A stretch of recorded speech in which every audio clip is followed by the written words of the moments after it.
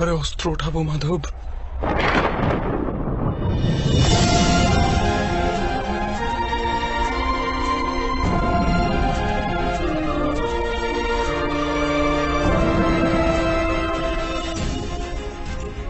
যাদের সেবা করা জীবনের পরম সৌভাগ্য গণ্য করা হয়, সেখানে এমন পিতামহ, গুরু দ্রোণ, মামাশ্রী আর জ্যেষ্ঠ ভ্রাতাদের সম্মুখে অস্ত্র ধারণের সাহস নেই হৃদয়ের মাধব। ওদের বধ করে যদি আমার স্বর্গরাজ্য প্রাপ্তি হয়, সেটাও ব্যর্থ মাধব, সেটাও ব্যর্থ।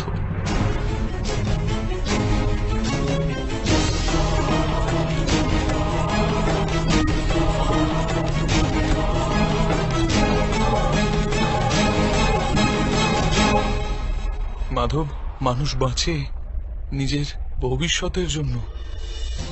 আমি এই সৈনিকদেরও দেখি মাধব, এই লক্ষ সৈনিকদের দেখি যখন, তখন ভাবি যুদ্ধের পশ্চাতে লক্ষ স্ত্রীলোক বিধবা হবে, লক্ষ শিশু অনাথ হবে।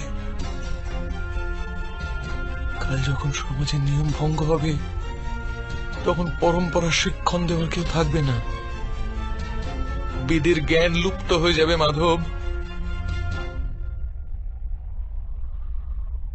গুরুকুল নষ্ট হয়ে যাবে, আর্যাবর্তের সুরক্ষা নষ্ট হয়ে যাবে, সব নষ্ট হয়ে যাবে মাধব, সব নষ্ট হয়ে যাবে।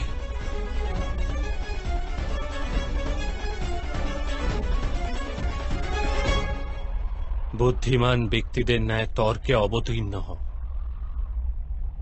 কিন্তু বাস্তবে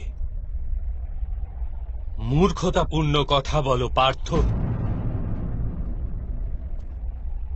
কি নষ্ট হয়ে যাবে? বৃক্ষের কিছু পত্র ঝরে গেলে বা উদ্গামিত না হলে তাকে আনন্দ বা দুঃখের কারণ বলা যায় না। পত্রের জন্মের উদ্দেশ্য আর তার জীবনের অর্থ কেবল বৃক্ষকে জীবিত রাখার জন্যই হয়। তেমনি মানুষের জন্ম আর জীবনের কারণ বাস্তবে সমাজের সুখ, সমাজ সংসারের জন্য, আর এই সমগ্র সংসার সৃষ্টির জন্য, আর এই সমগ্র সৃষ্টি স্বয়ং পরমাত্মার জন্য পার্থ। যে এই সত্যকে অনুধাবন করে তার নিকট ধর্মের মার্গ সর্বদা স্পষ্ট দৃশ্যমান। হ্যাঁ পার্থ, এই যুদ্ধে বিধ্বংস হবে, অবশ্যই হবে, কিন্তু এও জেনে রাখো নতুন পরম্পরা নির্মাণও হবে। পুরানো পরম্পরা বিষাক্ত হয়ে গেছে। 1000 বর্ষ পূর্বে বেদ যেই ধর্মের স্থাপনা করেছিল তা আজ কেবল শব্দ হয়ে রয়ে গেছে। যে বর্ণ ব্যবস্থা মানুষের বুদ্ধির ওপর ভিত্তি করেছিল তা আজ মানুষের জন্মের ওপর নির্ভরশীল হয়ে গেছে। শোষণের মাধ্যম প্রস্তুত হয়েছে পার্থ। পুরাতন ব্যবস্থা ভেঙে পড়বে, নতুন ব্যবস্থার জন্ম হবে। পুরনো ধর্ম নতুন রূপ নিয়ে প্রতিভাত হবে। যে প্রকার বর্ষা ঋতুর পূর্বে মেঘে আবৃত আকাশ ময়লা দেখায় আর ধুলায় ঢাকা মৃত্তিকাও ময়লা দেখায়, সেই প্রকার স্থিতি আজ। আর বর্ষার পশ্চাতে আকাশ আর পৃথিবী ধৌত হয়ে স্বচ্ছ হয়ে যায়, ঠিক সেই রূপ এই যুদ্ধের পশ্চাতে সমাজ আর সংসার ধৌত হয়ে স্বচ্ছ হয়ে যাবে পার্থ।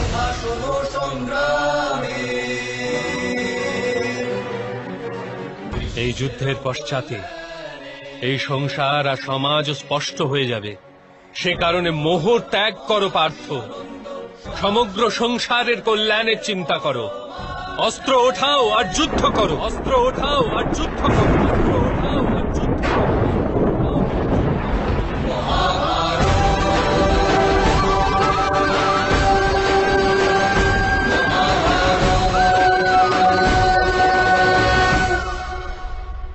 আমি আপনার কথা শুনতে পাচ্ছি মাধব, কিন্তু তার অর্থ আমার হৃদয় পর্যন্ত পৌঁছচ্ছে না। আমার মন মোহ দ্বারা ঘিরে আছে। কি প্রকারে নিজের ধর্মকে দর্শন করব? আমার মন আত্মীয়দের চিন্তায় ডুবে আছে। কি প্রকারে সমগ্র সংসারের চিন্তা করব? মাধব, আপনি বলেছিলেন আপনি আমার রথকে সঠিক দিশায় নিয়ে যাবেন।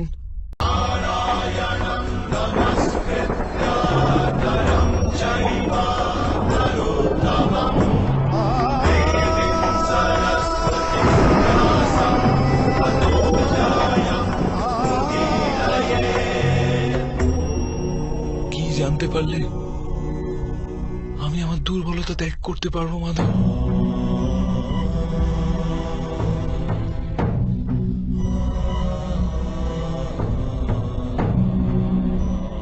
ওঠো পার্থ,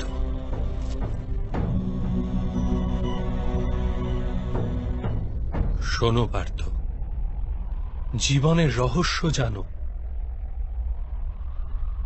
সংসারের বাস্তবিক রূপকে অনুধাবন করো।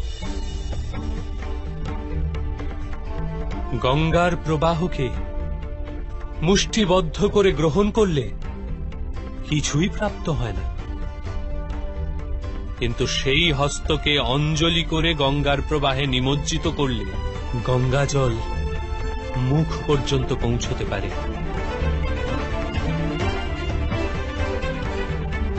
ভেবে দেখো পার্থ, অহংকারে মুষ্টিবদ্ধ করছো না সমর্পণের অঞ্জলি বানিয়েছ তুমি? এই জ্ঞানকে গ্রহণ করতে পারবে?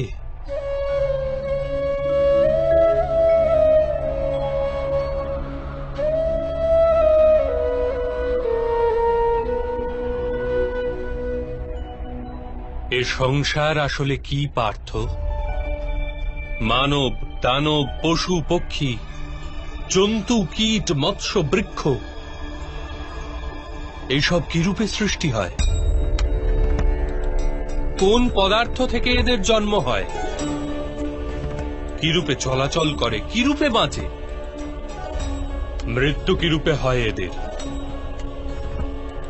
আর মৃত্যুর পশ্চাতেই বা কি হয় তাদের?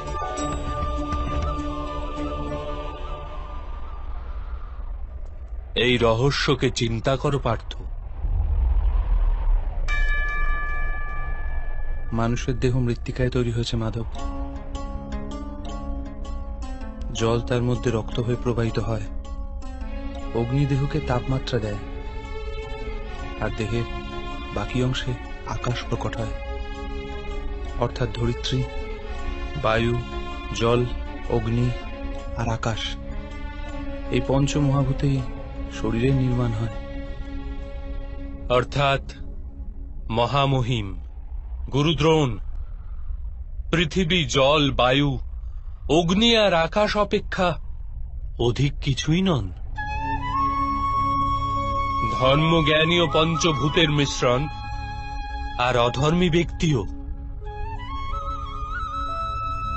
তুমি কার মোহ করছো পার্থ? মৃত্তিকার?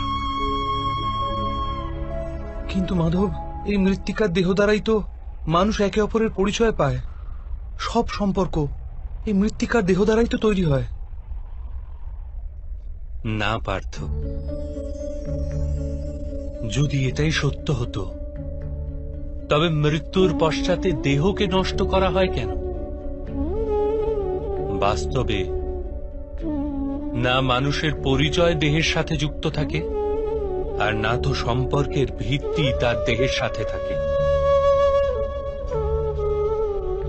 মানুষের স্বভাব, তার আচরণ আর তার কার্যই তার পরিচয়। এই স্বভাব, আচরণ আর কার্য কিরূপে তৈরি হয় তাকে বোঝো পার্থ।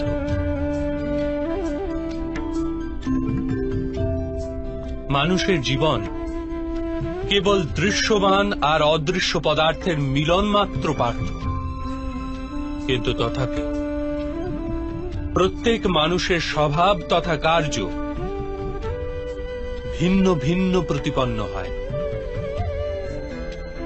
এর কারণ হল সৃষ্টির 3 গুণ: তম, রজ আর সত্য। তা কি রূপে মাধব? তম শব্দের অর্থ অন্ধকার। ভালো মন্দের বিচার ব্যতীত জীবন নির্বাহ করাকে তামসিক আচরণ বলা হয়ে থাকে। যেরূপে পশু পক্ষী বেঁচে থাকে কেবল নিজের শারীরিক ইচ্ছাকে পূর্ণ করার জন্য। সত্য শব্দের অর্থ জ্ঞানের প্রকাশ। যখন ব্যক্তি প্রতিটি পরিস্থিতিতে ধর্মের, সত্যের আর পরম্পরার বিচার করে ব্যবহার করে থাকে তখন তাকে সাত্ত্বিক জীবন বলা হয়। এই দুইয়ের অন্তঃস্থলেও এক প্রকার ব্যক্তি থাকে যার নিকট জ্ঞান তো আছে, কিন্তু শরীর আর মনের বাসনার সাথে আবদ্ধও রয়েছে। এরূপ ব্যক্তি রজগুণ অর্থাৎ অহংকার পূর্ণ মন নিয়ে বেঁচে থাকে। তম, রজ অথবা সত্যগুণের অধিক অথবা স্বল্প মাত্রার মেলবন্ধনে মানুষের স্বভাব তৈরি হয়।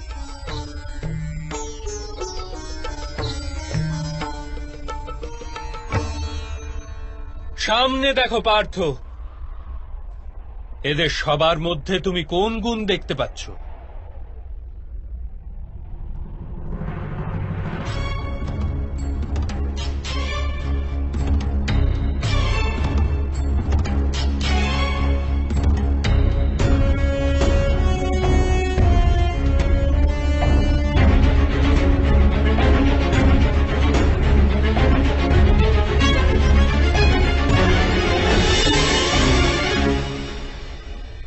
যুবরাজ দুর্যোধন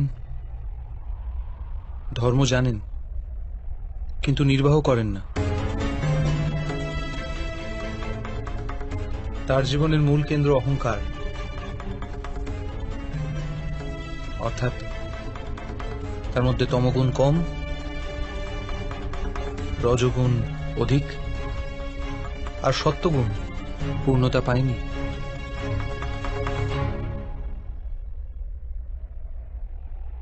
আর এদিকে রাজকুমার দুঃশাসন, উনি সর্বদাই নিজের জ্যেষ্ঠ ভ্রাতার আদেশ পালন করেছেন নির্বিচারে, অর্থাৎ এর মধ্যে কেবল তমগুণ। মহামহিমকেও দেখো পার্থ, সত্যর সাথে তমর মিলন। অহংকার নেই এনার, কিন্তু পুরাতন ধর্ম, পুরাতন পরম্পরার প্রতিজ্ঞার দ্বারা আবদ্ধ। আবশ্যকতা হওয়া সত্ত্বেও নিজের প্রতিজ্ঞা ভঙ্গ করতে পারেন না। গুরু দ্রোণকে দেখো, জ্ঞান আর অহংকার দুইই আছে। জ্ঞান তো মানুষকে মুক্তি দান করে, কিন্তু এনার অহংকার এনাকে মুক্ত হতে দেয় না।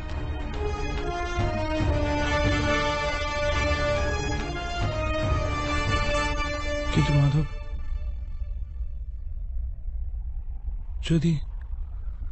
যদি মানুষের স্বভাব এই ত্রিগুণের মিলন হয়,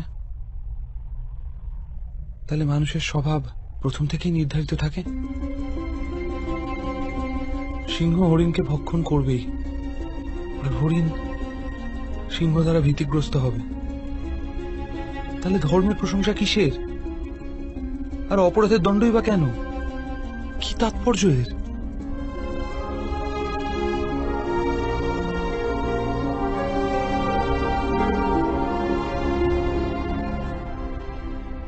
উত্তম প্রশ্ন করেছ পার্থ, কিন্তু প্রথমে মানুষ আসলে কি সেটা জেনে নাও।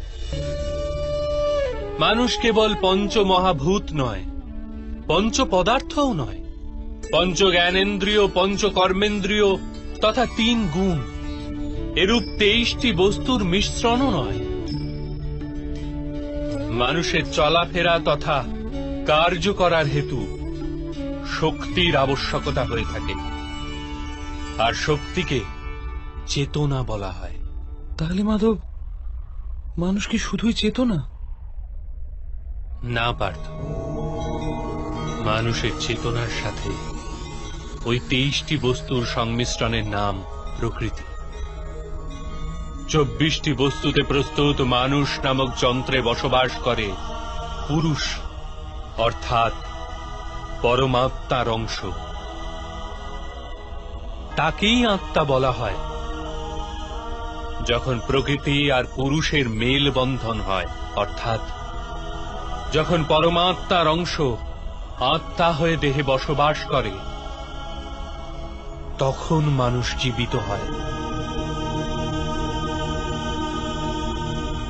এই আত্মা কি মাধব? আর একে জানার কি উপায়? মানুষ যে রূপে রথের ব্যবহার করে, সে রূপেই আত্মা শরীর নামক এই যন্ত্রের ব্যবহার করে। শরীরের মাধ্যমে শরীরের সুখ দুঃখ উপভোগ করে। কিন্তু আত্মা শরীর নয় পার্থ। শরীরের বিনাশ করা সম্ভব, কিন্তু আত্মাকে বিনাশ করা যায় না। নৈনং ছিন্দন্তি শস্ত্রাণি, নৈনং দাহতি পাবকঃ, ন চৈনং ক্লেদয়ন তাপো, ন শোষ্যতি মারুতঃ। আত্মা না অস্ত্র দ্বারা ছেদ করা যায়, না অগ্নি তাকে ভস্ম করতে পারে, না জল তাকে দুর্বল করতে পারে, না বায়ু তাকে শুষ্ক করতে পারে। আত্মা শরীরে অবস্থান করেও অমর। না হন্যতে হন্যমানে শরীরে। পার্থ, শরীরের হত্যা করা সম্ভব, কিন্তু আত্মার হত্যা কখনোই করা যায় না। আত্মা তো সর্বব্যাপী, অচল সে, দৃঢ় সে, সনাতন সে। পুরাতন বস্ত্র ত্যাগ করে মানুষ যেরূপ নতুন বস্ত্র ধারণ করে, সেরূপ আত্মা পুরাতন শরীর ত্যাগ করে বারবার নতুন শরীর ধারণ করে। কিন্তু মাধব, আমি তো জগৎকে অনুভব নিজের শরীরের মাধ্যমে করে থাকি। নিজের শরীরকে না জেনে আমি আত্মার রূপ কি রূপে জানবো? স্বয়ং নিজেকে আত্মার রূপে জানা অসম্ভব নয় পার্থ। অন্ধও বাঁচে, মূকও বাঁচে, যার কাছে হস্তপদ নেই তারাও জীবন ধারণ করে। সুতরাং একথা স্পষ্ট যে কেবলমাত্র শরীরই মানুষ নয়। যে ব্যক্তি চেতনা হারিয়ে ফেলে, যে মূর্ছিত হয়ে পড়ে, সেও জীবিতই থাকে। এই হেতু স্পষ্ট যে মানুষের চেতন গুণ কেবলমাত্র শরীর নয়।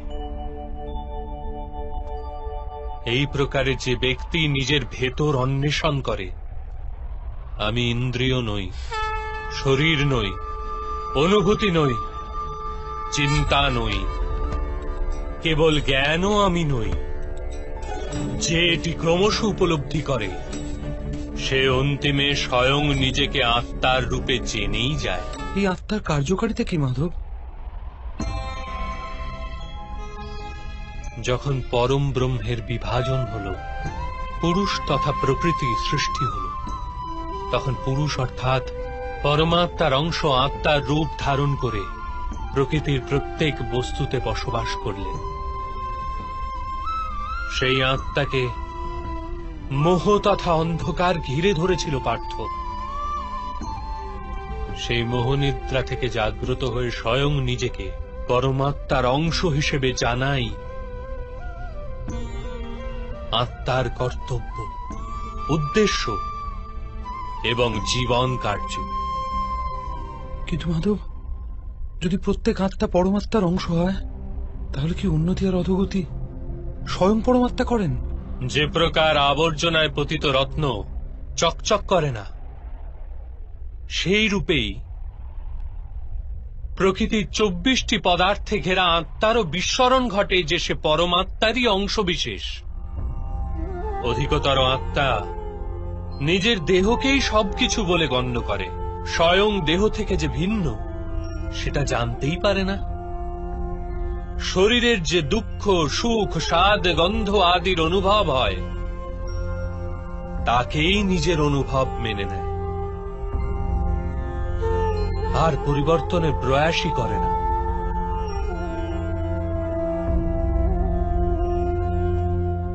যে আত্মা পরিবর্তনের প্রচেষ্টাই করে না, নিরন্তর অধর্ম করে চলে, তাকে জাগ্রত করার জন্য দণ্ড দেওয়া অনিবার্য।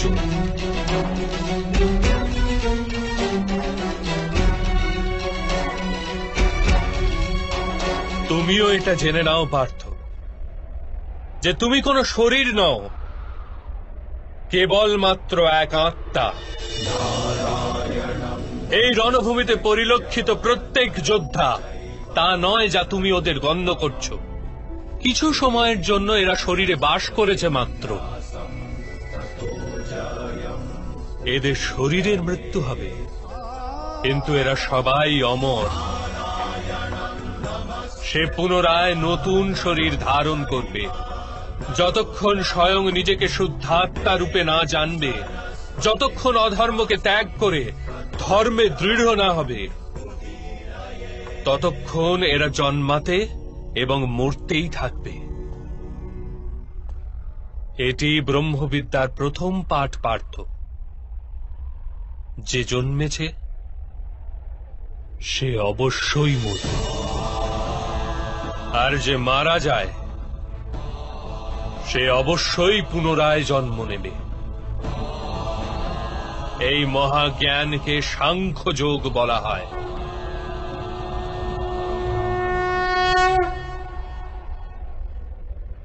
তা কি রূপে মাধব? যে মার্গে গমন করে মানুষ স্বয়ংকে আত্মা রূপে দেখতে পায়, পরমাত্মার অংশ রূপে স্বয়ং নিজেকে জানতে পারে, সেই মার্গকেই ধর্ম বলে।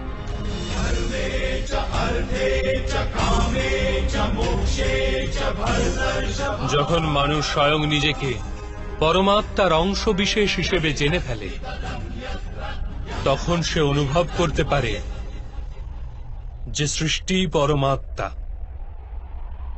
আর এই পরমাত্মাই সৃষ্টি। সৃষ্টি আর পরমাত্মায় কোনো পার্থক্য নেই।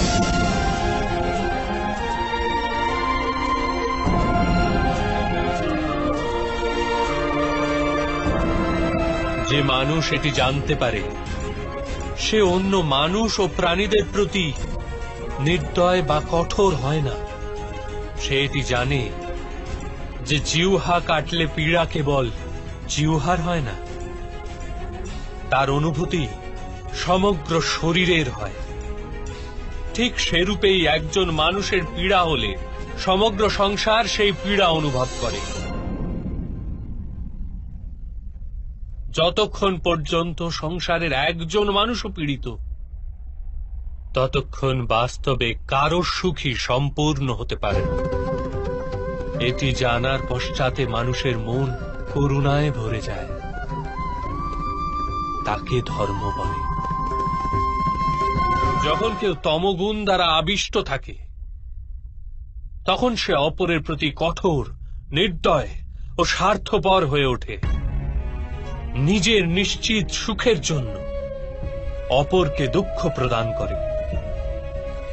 তার পরমাত্মার অভিমুখে গতি হয় না, অর্থাৎ অধর্ম পরমাত্মার থেকে দূরে নিয়ে যাওয়ার মার্গ মাত্র। অর্থাৎ অধর্ম তো অজ্ঞানতার অপর নাম। তাহলে তো অজ্ঞানীর প্রতি দয়া হওয়া আবশ্যক। দণ্ডের কি তাৎপর্য?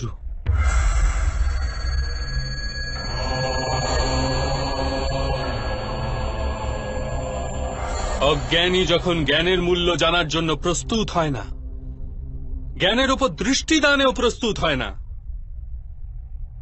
তখন দণ্ড প্রদানই দয়া।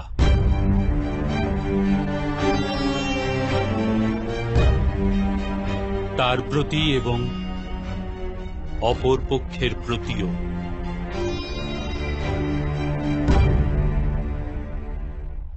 সৃষ্টির গতি সর্বদাই পরমাত্মার অভিমুখে হোক, এটিই অনিবার্য। কিন্তু কখনো কখনো এরূপ স্থিতি উৎপন্ন হয়ে পড়ে যে অজ্ঞান, মোহ আর অধর্ম বৃদ্ধি পায়। সংসার থেকে ধর্ম লুপ্ত হওয়ার ভয় উৎপন্ন হতে থাকে। সংসার থেকে যখন ধর্ম লুপ্ত হয়ে যায়, তখন করুণাও নষ্ট হয়ে যায় আর সত্যও নষ্ট হয়ে যায়। আগামী প্রজন্মের যাতে ধর্ম প্রাপ্তি হয়, সেই কারণে আজ অধর্মীদের নাশ করে ধর্মের পুনঃস্থাপনা করা অত্যন্ত অনিবার্য।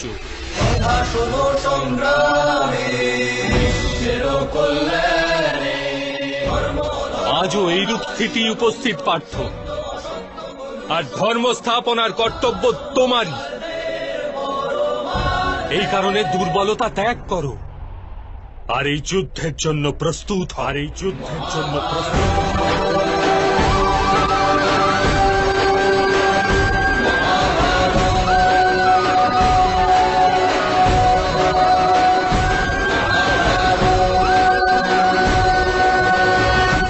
কিন্তু আমার হস্তে হত্যা হবে মাধব। আমার কারণে কারো প্রাণ চলে যাবে, তাহলে আমার অন্তরের করুণার বিনাশ ঘটবে না?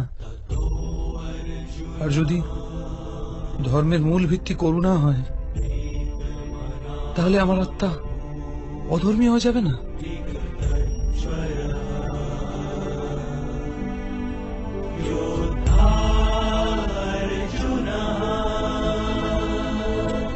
কর্মের বন্ধন অবশ্যই নির্মিত হয়, কিন্তু কার্যের বন্ধন নির্মিত হয় না পার্থ। তোমার কর্ম ও কার্যের কি প্রভেদ তা জানা অত্যন্ত আবশ্যক। সকল কর্মই কার্য, কিন্তু সকল কার্য কর্ম নয়। কর্ম সেই কার্যকে বলে যার সাথে ফলের আশা জড়িয়ে থাকে। মানুষ যখনই সুখের, সম্পত্তির অথবা প্রশংসা প্রাপ্তির আশা রেখে কোনো কার্য করে, তখন সে কার্যের ফলের বন্ধনে আবদ্ধ হয়। যখন কোনো কর্ম ফলের আশা নিয়ে করা হয়, তখন তাকে সকাম কর্ম বলা হয়। আর যখন কোনো কর্ম কোনো ফলের আশা ব্যতি রেখে করা হয়, তখন তাকে নিষ্কাম কর্ম বলা হয়। এই কারণেই তাকে বারংবার জন্মগ্রহণ করতে হয়। বাস্তবে মানুষ কোনো কর্মবন্ধনে আবদ্ধ হয় না, কর্মের সঙ্গে যুক্ত ফলের আশায় সে আবদ্ধ হয়। কিন্তু মাধব, যদি এই যুদ্ধে তোমার বিজয়ী হওয়ার আশা থাকে, তবে পরাজিত হলে তোমার ভীষণ দুঃখ হবে। আর সেই দুঃখ তোমাকে দিয়ে অপর কোনো কার্য করাবে, যার কারণে তোমাকে পুনরায় জন্ম নিতে হবে। আর যদি তুমি বিজয়ী হও, তবে তোমার অহংকার বৃদ্ধি পাবে, আর সেই অহংকার তোমাকে বিশ্ব বিজয়ের জন্য প্রেরণ করবে, তোমাকে দিয়ে হত্যা করাবে, আর সেই পাপ তোমাকে বাঁধবে। চিন্তা করে দেখো, যদি তোমার এই যুদ্ধে না বিজয়ের মোহ থাকে আর না পরাজয়ের ভয়, তবে এই যুদ্ধ সমাপ্তির পশ্চাতে তোমার সুখ প্রাপ্ত হবে না দুঃখ?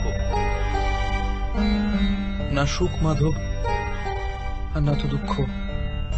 অর্থাৎ তোমার সুখ, দুঃখ, হতাশা, নিরাশা, অহংকার যুদ্ধের কারণে নয়, যুদ্ধের সাথে তুমি যে আশা পোষণ করেছ সেই কারণে। এ কথা কি সত্য নয় পার্থ?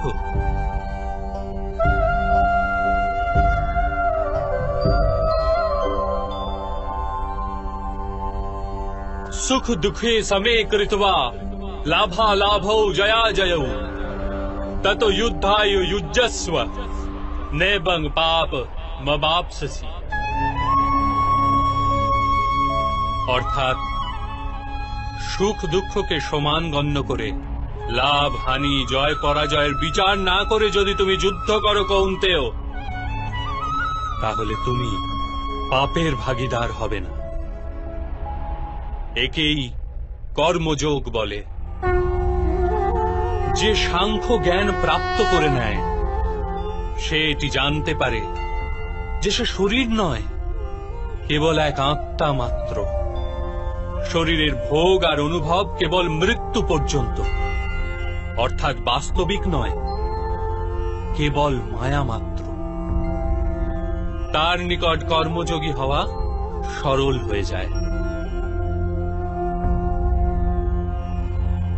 কিন্তু মাধব, যদি কার্যেই বন্ধন সুনিশ্চিত হয়, তাহলে সংসার ত্যাগ করে সন্ন্যাস নেওয়া উচিত নয়? এই চিন্তাধারারই পরিণাম স্বরূপ আজ এই যুদ্ধ ঘটছে পার্থ।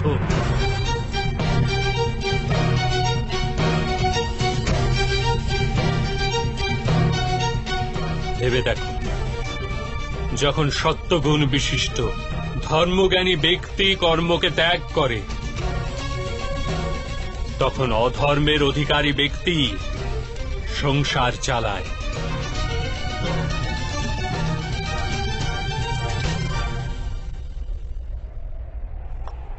যদি মহামহিম সংসারকে পরিত্যাগ না করতেন, তবে অধর্ম এত বৃদ্ধি পেত না।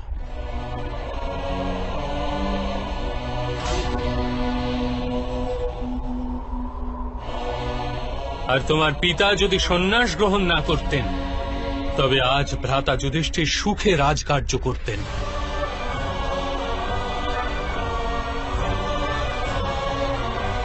আর নিজের প্রজাদের ন্যায় ও ধর্মের জ্ঞান দান করতেন। কিন্তু এটি দুঃখজনক কথা পার্থ, যে সত্যগুণের অধিকারী ব্যক্তি সংসারকে লাভ দিতে পারে, কিন্তু সেই সন্ন্যাসের কথা চিন্তা করে।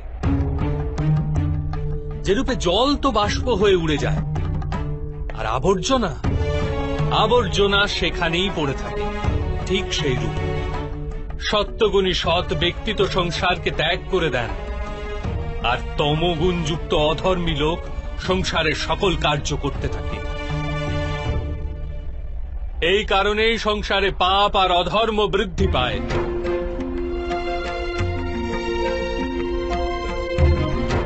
কিন্তু কর্মযোগ এই বিচিত্র পরিস্থিতিতে সমগ্র সংসারকে রক্ষা করে। কর্মযোগী ফলের আশা ত্যাগ করে, কিন্তু কর্মকে ত্যাগ করে না। সেই সংসারেই বসবাস করে সন্ন্যাসীর ন্যায়, সমস্ত কার্য করে, কিন্তু তাতে লিপ্ত হয় না।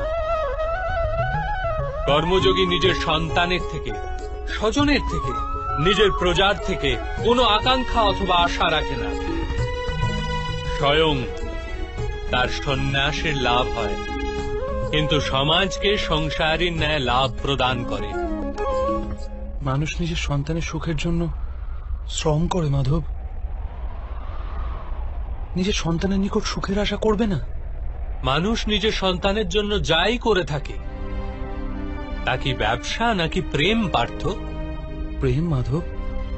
তাহলে নিজের কার্যের প্রতি ফলের আশা কেন পার্থ? ভবিষ্যতের লাভ তো ব্যবসায় দেখা হয়, প্রেমে নয়।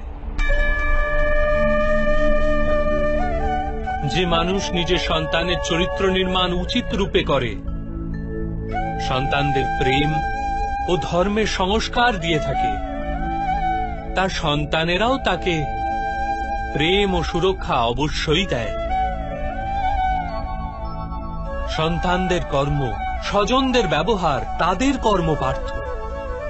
আর যখন তাদের কর্মের উপর আমাদের কোনো অধিকার থাকে না, তাহলে তাদের নিকট আশা আকাঙ্ক্ষা রাখার কি প্রয়োজন? যদি গভীরভাবে চিন্তা করো পার্থ, তবে শীঘ্রই জেনে যাবে যে জীবনে এমন কোনো কার্যই নেই যার সাথে আশা এবং আকাঙ্ক্ষা যুক্ত করা অনিবার্য। যখন সৃষ্টি পরমাত্মা আর মানুষ সেই পরমাত্মারই অংশ, তখন সমস্ত কার্য পরমাত্মাই করেন, মানুষ স্বয়ং কিচ্ছু করে না। এটি কর্মযোগের মূল সিদ্ধান্ত পার্থ।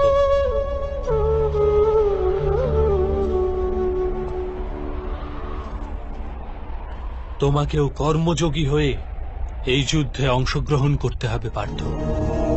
ত্রেগুণিয়া বিশ্বা বেদা নিস্ত্রেগুণো ভবার্জুন নির্দ্বন্দ্ব নিত্য সত্ত্বস্থ নির্যোগ ক্ষেম আত্মবান।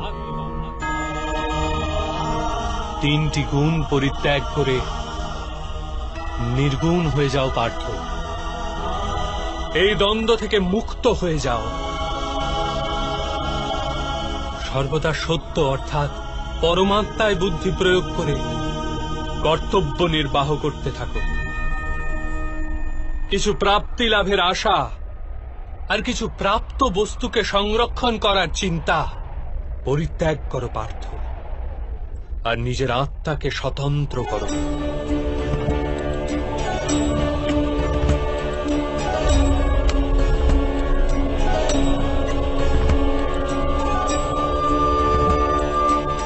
স্মরণে রেখো পার্থ,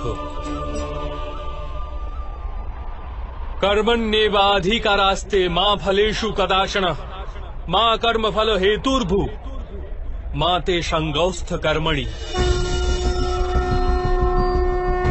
তোমার অধিকার তো কেবলমাত্র কর্ম করার জন্য, ফল তো ঈশ্বরের হস্তে। এই কারণে না তো কর্ম থেকে পলায়ন করা উচিত, আর না তো কর্মফলের আশা করা উচিত।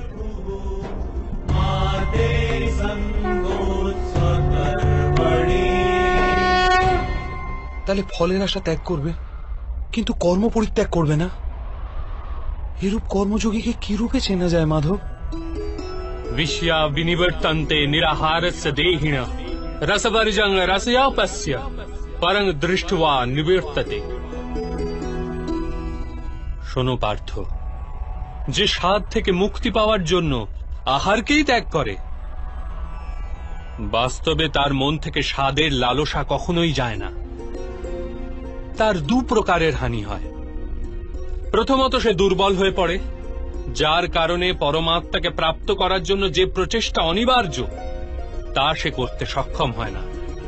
আর দ্বিতীয়ত, সর্বদাই তার মন স্বাদ গ্রহণের লালসায় পূর্ণ থাকে। এই হেতু আহার ত্যাগের চেয়ে উত্তম কার্য স্বাদ গ্রহণের লালসাকেই ত্যাগ করে ফেলা। কর্মযোগী নিজের মনের সমস্ত লালসাকে নিষ্কাশন করে, জীবনকে কর্তব্য গণ্য করে কার্য অবশ্যই করে, সেই কার্যে আবদ্ধ হয় না। অর্থাৎ যে ব্যক্তি নিজের কার্য থেকে আশা আর আকাঙ্ক্ষা রাখে না, তারই কার্য পূর্ণ হয়।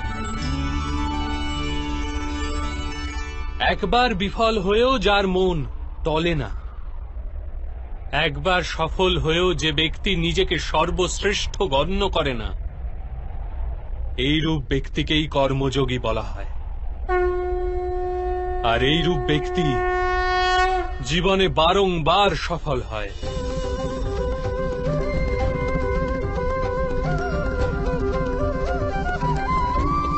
ध्यायत विषयान् पुंसः संगस्तेषु पजायते संगात् संयायते कामो कामात् क्रोधो अभिजायते क्रोधात् भवति सम्मोहः सम्मोहात् स्मृति विभ्रम स्मृति भृंशात् बुद्धिनाशो बुद्धिनाशात् प्रणश्यति। ফলের আশায় কামনা প্রকট হয়, আর কামনার তো স্বভাবই হলো অসন্তুষ্ট থাকা। অসন্তোষ থেকে ক্রোধ উৎপন্ন হয়ে থাকে, আর ক্রোধ থেকে মোহ জন্ম নেয়। মোহের তরুণ ব্যক্তি আচার ও ব্যবহারের জ্ঞানই ভুলে যায়। জ্ঞান ভুলে গেলে বুদ্ধি চলে যায়, অনুচিত প্রকারের কার্য করতেই থাকে, আর সমাজ এরূপ ব্যক্তির শত্রু হয়ে পড়ে। আর অন্তিমে এরূপ মানুষের পূর্ণতার পতন ঘটে।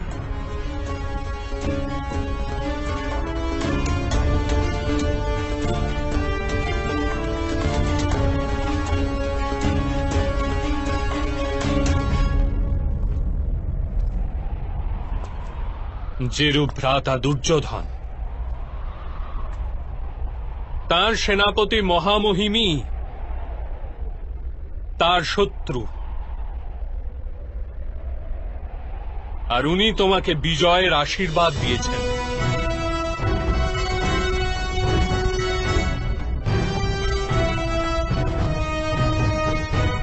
পার্থ, কর্মযোগ ব্রহ্মবিদ্যার দ্বিতীয় পদক্ষেপ। পরমাত্মায় নিজের বুদ্ধি স্থির করো, স্বয়ংকে আত্মা রূপে চেনো, মিথ্যা বন্ধন থেকে মুক্ত হয়ে যাও, আর ফলের আশা পরিত্যাগ করে কেবল কর্ম করতে থাকো। নিজের বুদ্ধিকে পরমাত্মায় স্থির করে কর্মযোগী হওয়ার মার্গ কিরূপ মাধব? পার্থ, সাংখ্যযোগের কারণে মানুষ পরমাত্মাকে নিরন্তর স্মরণ করতে থাকে।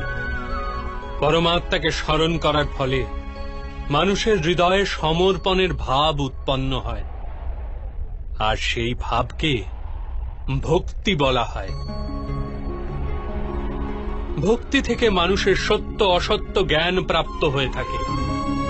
সেই জ্ঞান থেকে তার পরমাত্মার দর্শন প্রাপ্তি হয়, আর যার পরমাত্মার দর্শন প্রাপ্তি হয় সেই বাস্তবে কর্মযোগী হয়ে ওঠে,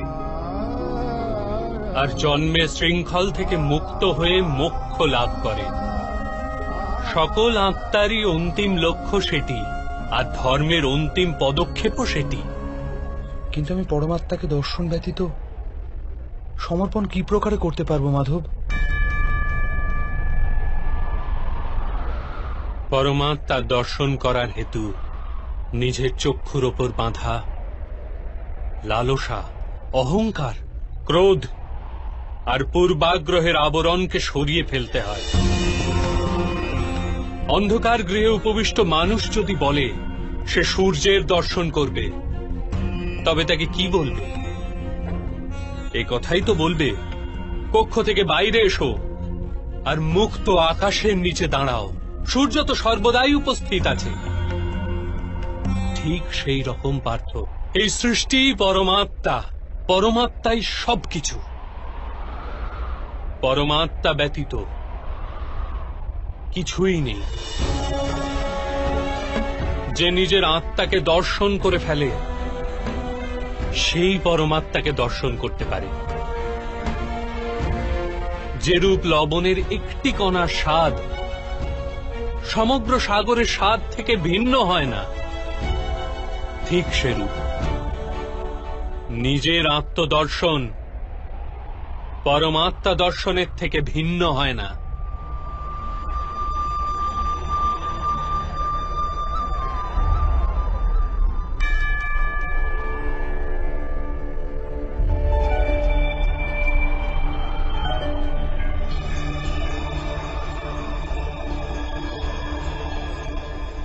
অর্থাৎ মাধব, আপনিও কি পরমাত্মা?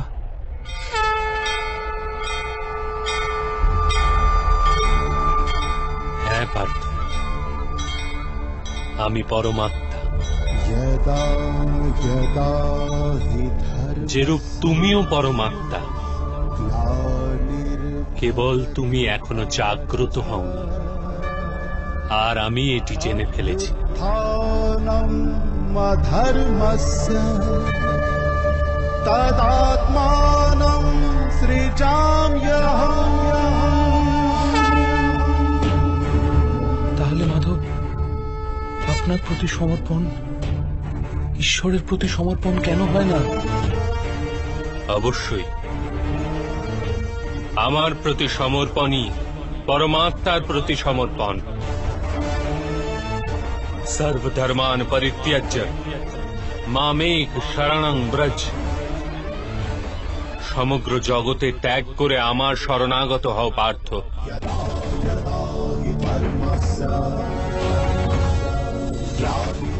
আমি সংসার, আমি সংসারের প্রতিটি কণা, আমি সূর্য আর আমি চন্দ্র, আমি নক্ষত্র আর আমি সমস্ত গ্রহরাজি। আমি সূর্য অপেক্ষাও অধিক পুরাতন, আর বৃক্ষে বিকশিত কুড়ি অপেক্ষাও নূতন। আমি সমগ্র মনুষ্য জাতি, আমি স্বর্গ এবং নরক ধারণকারী শক্তি। আমি দুর্যোধন,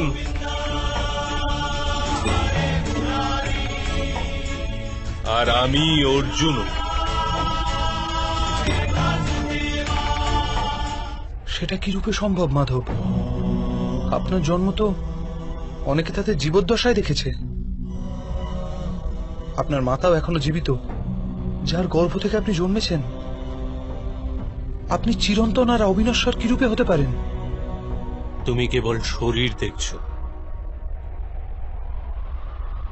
আর আমি আত্মার কথা বলছি। আমার অনেক জন্ম হয়েছে পার্থ, আমি অনেক অবতার রূপ ধারণ করেছি,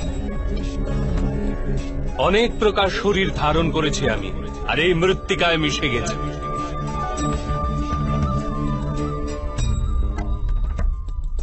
আর আগামীতেও আমি বারংবার জন্ম নেব।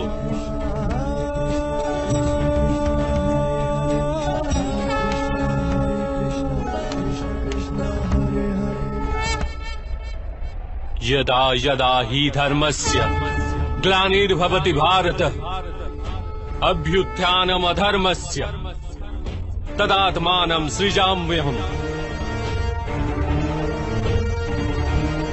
परित्राणाय साधूनां विनाशाय च दुष्कृतां धर्म संस्थापनार्थाय संभवामि युगे युगे। যখনই অধর্ম বৃদ্ধি পায়, তখনই সৎ পুরুষদের উদ্ধার হেতু, অধর্মীদের বিনাশ হেতু আর ধর্মের পুনঃস্থাপনা হেতু আমি জন্মগ্রহণ করি। এ প্রত্যেক যুগে হয়ে আসছে, আর আগামীতেও এই রূপই হবে।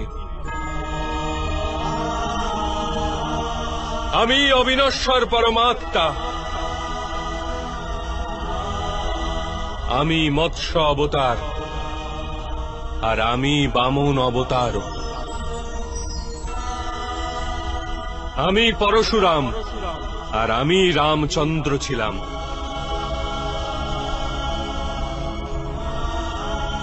আমি ব্রহ্মা, বিষ্ণু আর মহেশ্বর, আর আমি সরস্বতী, কালী এবং লক্ষ্মীও।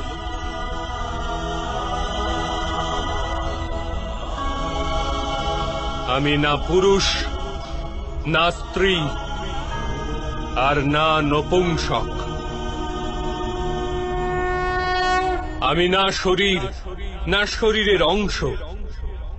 আমি জ্ঞান, আমি সৃষ্টি, চৈতন্য, আর পরম ব্রহ্ম। আমি আমি সমস্ত কিছু, আর আমি কিছুই নই। এরূপ প্রত্যেক যুগে ঘটেছে, আর আগামীতেও এই রূপই ঘটতে থাকবে।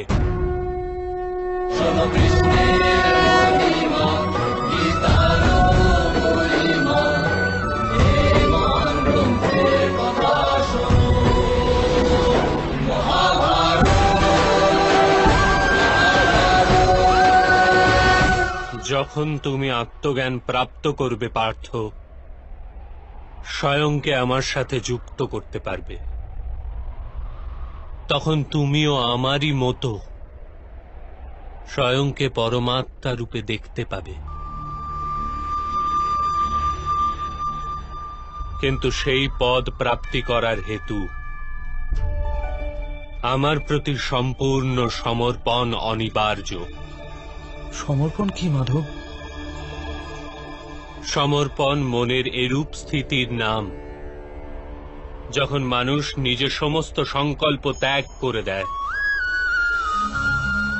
স্বয়ং এর জন্য কোন রূপ সিদ্ধান্ত অথবা প্রতিজ্ঞা করে না। যে প্রকারের কার্য তাকে প্রদান করা হয়, সেই প্রকারের কার্যই করে যায়। বাস্তবে সমর্পণের প্রকৃত অর্থ হল নিজে নিজেকে, নিজের মনকে, বুদ্ধিকে, জ্ঞানকে, ইচ্ছাকে, আশাকে, নিজের ভাবনাকে, নিজের সমস্ত কিছু কাউকে অর্পণ করে দেওয়া। আর এরূপ সমর্পণকেই ভক্তি বলা হয়।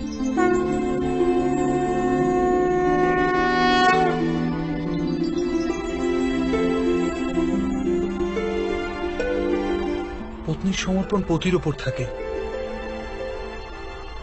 একজন যোদ্ধার সমর্পণ থাকে সেনাপতির ওপর, একজন শিষ্যের হৃদয়ে গুরুভক্তি থাকে। তাহলে কি সমস্ত ভক্তি এক প্রকার? সবার কি এতে ঈশ্বর প্রাপ্তি হয়? না পার্থ, মানুষ যার প্রতি সমর্পিত হয় তারই অনুরূপে গড়ে ওঠে সে।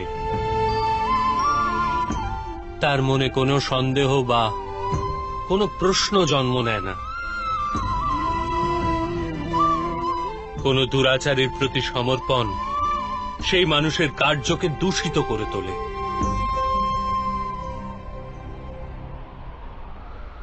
অঙ্গরাজ কর্ণ ধর্ম সম্বন্ধে জ্ঞাত হওয়া সত্ত্বেও দূত সভায় পাঞ্চালীর প্রতি অপশব্দ প্রয়োগ করেছিলেন। যে পাঁচ জন পুরুষের সাথে সম্পর্ক রাখে, বেশ্যা হয় সেই স্ত্রী। তার কারণ ছিল অঙ্গরাজ কর্ণের ভ্রাতা দুর্যোধনের প্রতি সমর্পণ। এই যুদ্ধে তার যে দণ্ডপ্রাপ্তি হবে তা কেবল জন্ম বা জাতির জন্য নয়, শুধুমাত্র এক দুরাচারের প্রতি সমর্পণের জন্য তার দণ্ডপ্রাপ্তি হবে। সেই কারণে হে ধনঞ্জয়, সমর্পণ উত্তমের প্রতি হওয়া আবশ্যক। তাতেই মানুষ উত্তম গড়ে ওঠে।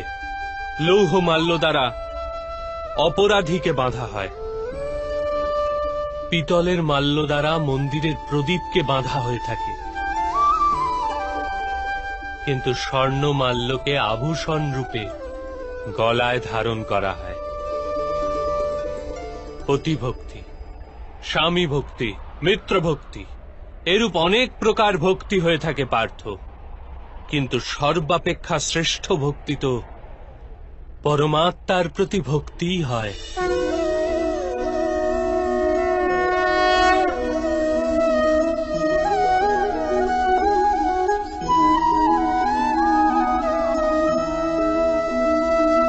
কিন্তু পরমাত্মার ভক্তির সাথে সাংখ্য আর কর্মযোগের কি সম্পর্ক?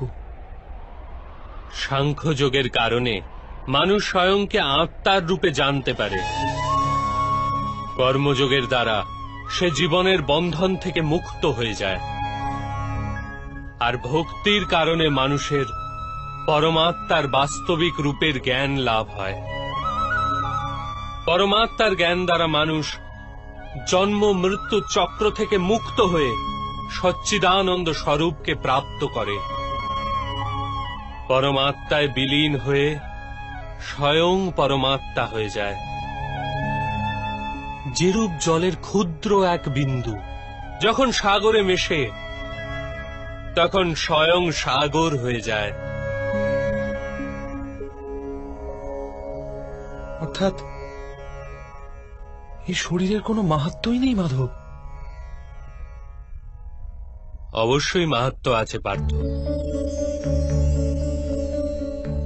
শরীরের মাধ্যমেই তো মানুষের সাথে পরমাত্মার সাক্ষাৎকার ঘটে। মৃত্যু আর নতুন জন্মের অন্তর্বর্তী সময় আত্মার জ্ঞান বৃদ্ধিপ্রাপ্ত হতে পারে না। এই জন্মে প্রাপ্ত অনুভব, জ্ঞান, বিচার আর অভ্যাসকে নিয়ে আত্মা নূতন শরীর ধারণ করে। আত্মার উন্নতি আর অবনতি শরীরে থেকেই হওয়া সম্ভব। কিন্তু মাধব, এই শরীরের কোনো মাহাত্ম্যই নেই মাধব? অবশ্যই মাহাত্ম্য আছে পার্থ। শরীরের মাধ্যমেই তো মানুষের সাথে পরমাত্মার সাক্ষাৎকার ঘটে। মৃত্যু আর নতুন জন্মের অন্তর্বর্তী সময় আত্মার জ্ঞান বৃদ্ধিপ্রাপ্ত হতে পারে না। এই জন্মে প্রাপ্ত অনুভব, জ্ঞান, বিচার আর অভ্যাসকে নিয়ে আত্মা নূতন শরীর ধারণ করে। আত্মার উন্নতি আর অবনতি শরীরে থেকেই হওয়া সম্ভব। কিন্তু মাধব, এখানে উপস্থিত ব্যক্তিদের বধ করে আমরা কি ওদের উদ্ধার পাওয়ার সম্ভাবনা নষ্ট করে দেব না?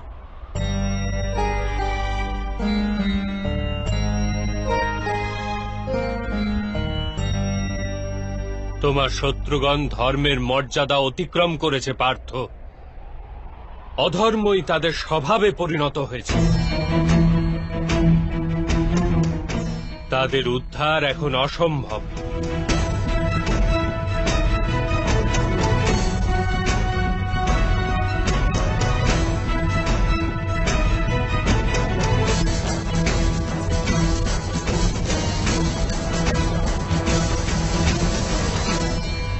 অপরাধীদের একটি নির্দিষ্ট সীমা অবধি অপরাধের সুযোগ দেওয়া যেতে পারে। আমিও শিশুপালের ৯৯টি অপরাধ ক্ষমা করেছিলাম, কিন্তু ১০০ অপরাধের পশ্চাতে তাকে দণ্ড প্রদান করা আবশ্যক ছিল। অপরাধীকে যদি অপরাধ করতে দেওয়া হয় তবে তাতে তার অধিক থেকে অধিকতর পতন ঘটে।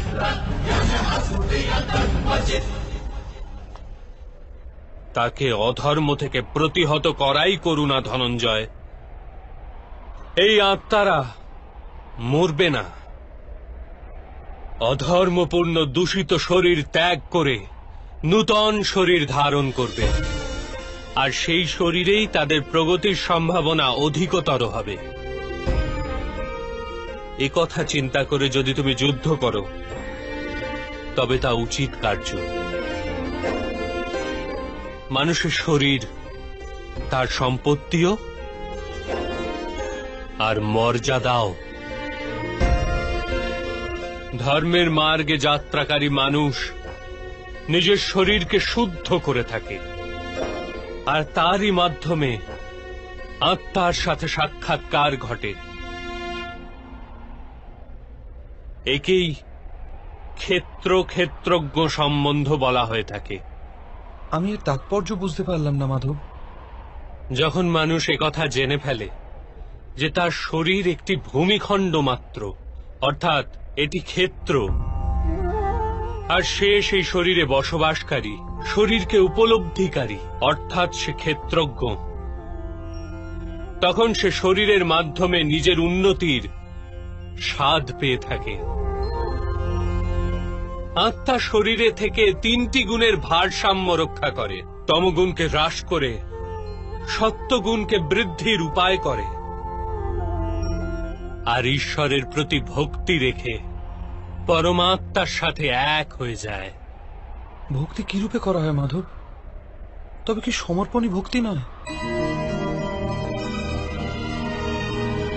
না পার্থ, সমর্পণ তো ভক্তির প্রথম পদক্ষেপ। বাস্তবে ভক্তি কোনো কার্যের নাম নয়, কেবল এক মানসিক স্থিতির নাম।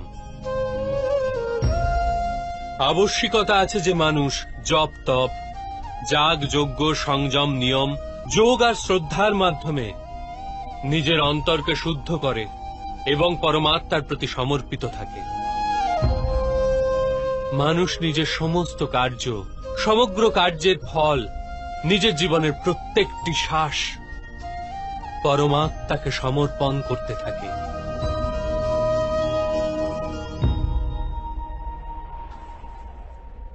যদি ভক্তি কেবল মানসিক স্থিতি, তবে জপ তপ আদির কি মাহাত্ম্য মাধব? যে রূপে আজ ধৌত করা পাত্র কাল পুনরায় ময়লা হয়ে যায়, সেরূপেই মানুষের মন বারবার পরমাত্মা হতে বিমুখ হয়ে যায়। এই কারণেই প্রয়োজন আছে যে জপ তপ আর সাধনা ইত্যাদির মাধ্যমে স্বয়ংকে নিরন্তর এ স্মরণ করানো উচিত যে তার জীবন পরমাত্মার প্রতি সমর্পিত। কোন তীরে অবগাহন করা হবে তার তো কোনো মাহাত্ম্য নেই, মাহাত্ম্য তো অবগাহন করায়। ভক্তিযোগের একটি সারাংশ পার্থ, মানুষ নিজের জীবন পরমাত্মাকে অর্পণ করে পরমাত্মার ভক্তি করতে থাকবে, আর সত্য গুণ দ্বারা যুক্ত সম্পত্তিকে সযত্নে রক্ষা করবে। সত্যগুণের সম্পত্তি কাকে বলা হয় মাধব? अहिंसा सत्यम क्रोधस्त्याग शांति ही पेशुनम दया भूतेष्वलोलुप्तम मार्द्वम हीर चापलम तेज क्षमा धृति शोचम द्रोह नातिमानिता भवन्ति संपदम देवी अभिजातस्य भारत। बिना कारणे तथा स्वार्थेर हेतु हिंसा करा অধর্ম পার্থ। বাস্তবে অহিংসাই পরম ধর্ম, আর তার সাথে সত্য, ক্রোধ না করা, ত্যাগ, মনের শান্তি, নিন্দা না করা, দয়াভাব, সুখের প্রতি আকর্ষিত না হওয়া, বিনা কারণে কোনো কার্য না করা, তেজ, ক্ষমা, ধৈর্য, শরীরের শুদ্ধতা, ধর্মের বিরোধিতা না করা তথা অহংকার না করা, এই সব গুণকে সত্য গুণের সম্পত্তি বা দৈবিক সম্পত্তি বলা হয়। এর দ্বারাই মানুষ পরমাত্মার অর্থাৎ আমার ভক্তি করতে সক্ষম হয়, জীবনের কর্তব্যকে বহন করে চলে, ধর্মের স্থাপনা করে চলে, আর কর্মফলের আশা পরিত্যাগ করে জীবন যাপন করে।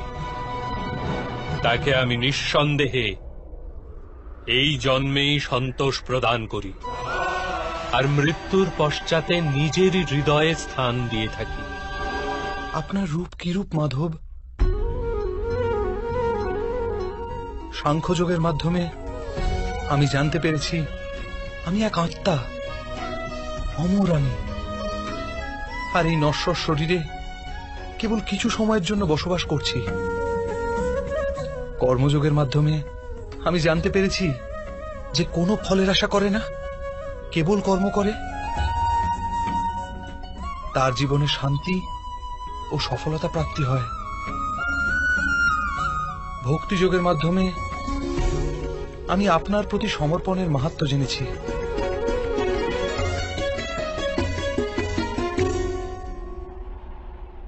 কিন্তু মাধব,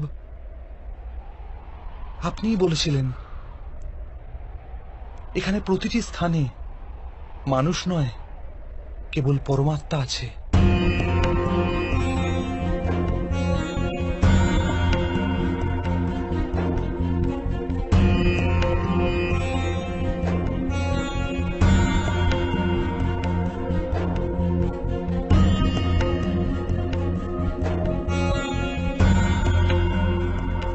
কিন্তু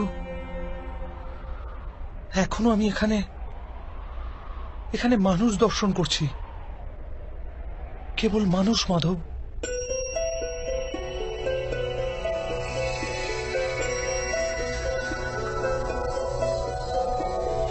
नारायणं नमस्कृत्य नरं चैव नरोत्तमं देवीं सरस्वतीं व्यासं ततो जयमुदीरये।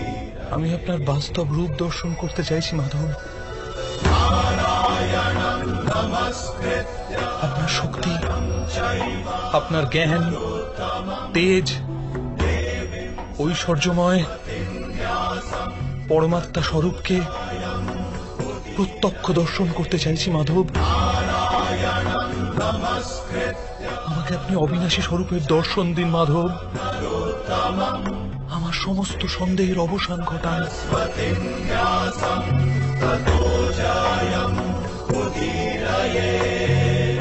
আমাকে দর্শন দিন মাধব।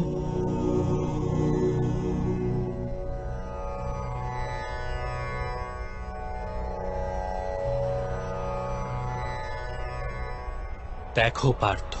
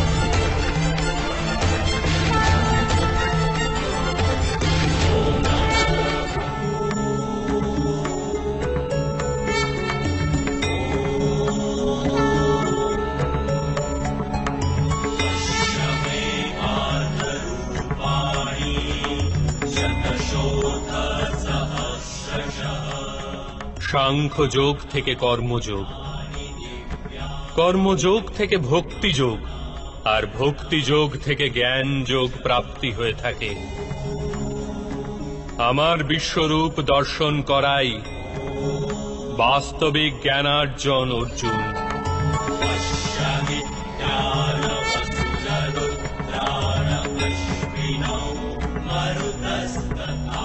এই একমাত্র জ্ঞান যা বিশ্বের সমস্ত জ্ঞান ও বিজ্ঞানের মূলাধার।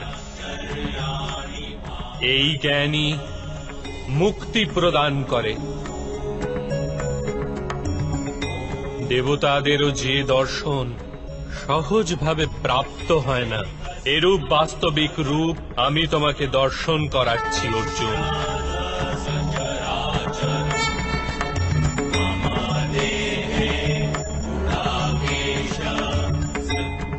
আমি এই পৃথিবীর কোণে কোণে বসবাস করি, আর এই পৃথিবী সূর্য, চন্দ্র, নক্ষত্র আর গ্রহরাজি আমারই অন্তঃস্থলে বাস করে।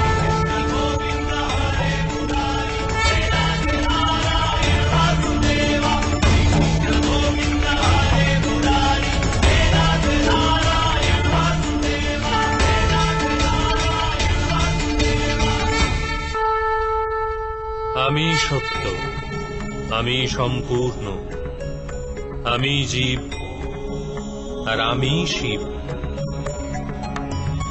অক্ষরে আকার আমি, বেদ মধ্যে সাম বেদ, দেব মধ্যে ইন্দ্র, প্রাণী মধ্যে চেতনা, যক্ষ মধ্যে কুবের, রুদ্রের মধ্যে শঙ্কর,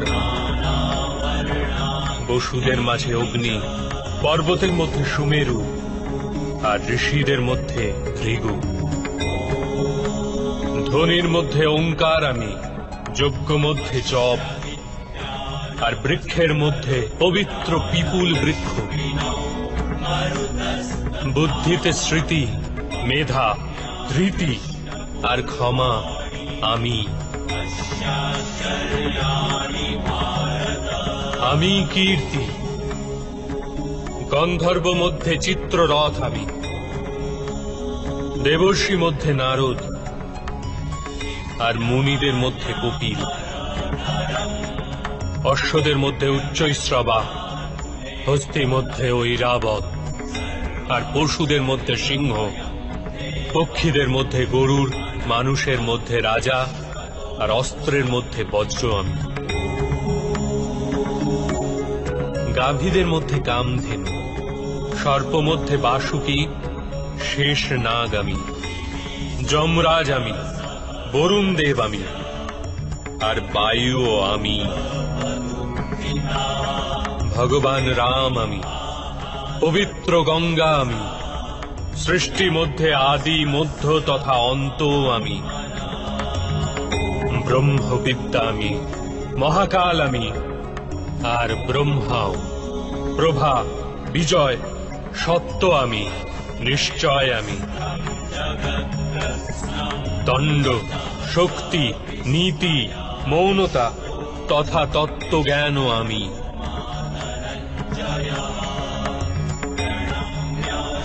বাসুদেব আমি, অর্জুন আমি, বেদ ব্যাস আমি। এরূপ কিছুই নেই যা আমি নই। এরূপ কোন স্থল নেই যেখানে আমি নেই। আমি সময়, আর আমি জীবন ও মৃত্যু। অর্জুন, এখানে উপস্থিত সমস্ত মানুষের মৃত্যু হয়ে দাঁড়িয়ে আছে।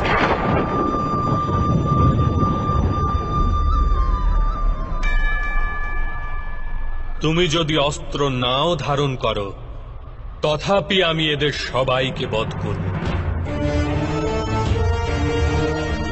এই হেতু মোহকে ত্যাগ করো আর নিজের কর্তব্যকে দেখো। ধর্মের ভার ওঠাও, গাণ্ডীব ধারণ করে স্বর সন্ধান করো। যুদ্ধ করো অর্জুন, যুদ্ধ করো।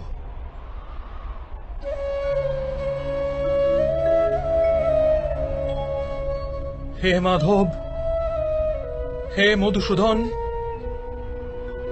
আজ আমার সমস্ত সন্দেহের অবসান ঘটল।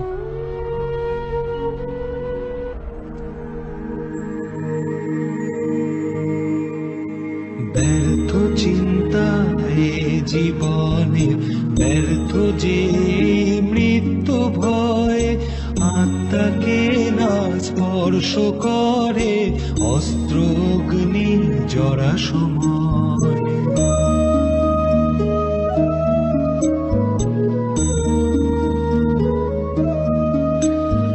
পঞ্চভূতের নির্মিত হে দেহ কেবল বস্ত্র যে,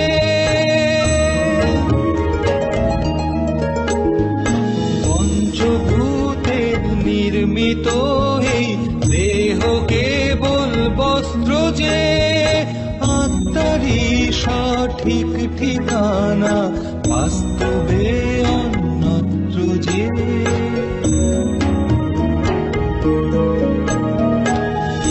পরিবর্তনী সত্য মোহ মায়া মিথ্যা সব, রিক্ত হাতে আসা যাওয়া ভরাই তবু মায়ার ভব।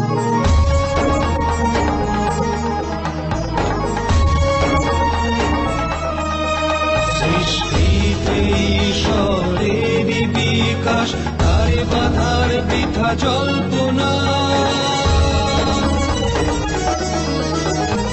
কালের নিয়ম মন্দ ভালো সবই তার পরিকল্পনা।